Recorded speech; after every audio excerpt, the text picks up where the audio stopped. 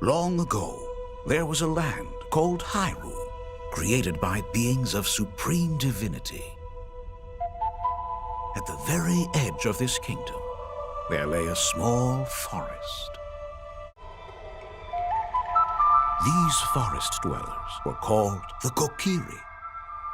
Each had a fairy companion, and they lived out their innocent lives in these woods.